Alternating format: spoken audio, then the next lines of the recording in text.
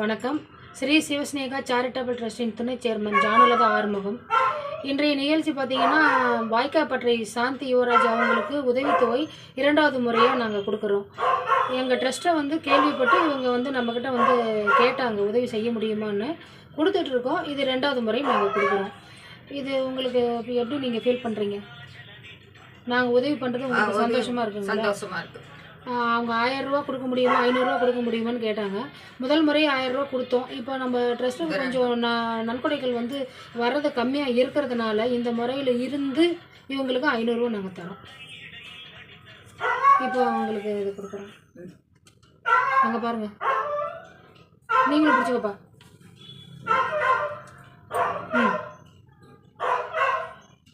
நன்றி, வணக்கம்.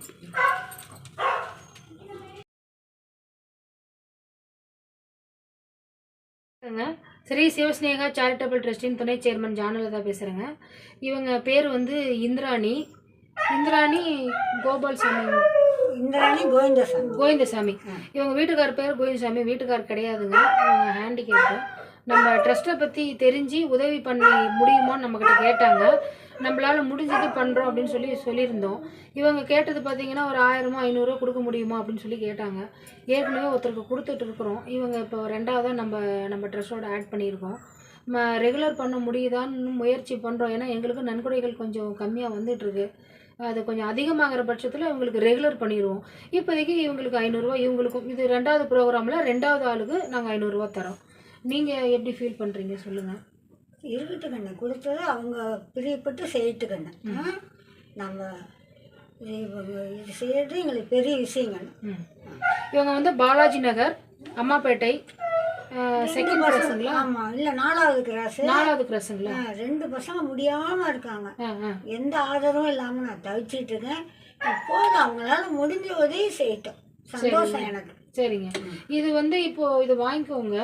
இது வருங்காலத்துல பாத்தீங்கன்னா அரிசி இந்த மாதிரி ஏதாவது கிடைச்சா கூட நாங்க செய்யறோம். சரி சாமி, கட்டாயம் செய்யறோம். சரி சாமி. ஓகே, நன்றி, வணக்கம். நன்றி சாமி. இவங்களுக்கு இப்போ 500 ரூபா நாங்கள் தொகை தரோம், வாங்கிக்கோங்கம்மா. சரி சாமி, நன்றிங்க. சரி சாமி, நல்லது சாமி. இவ்வளோ உதவி செய்கிறீங்களே, இதே பெரிய விஷயம் சாமி. அப்படி கிடையாதுங்க.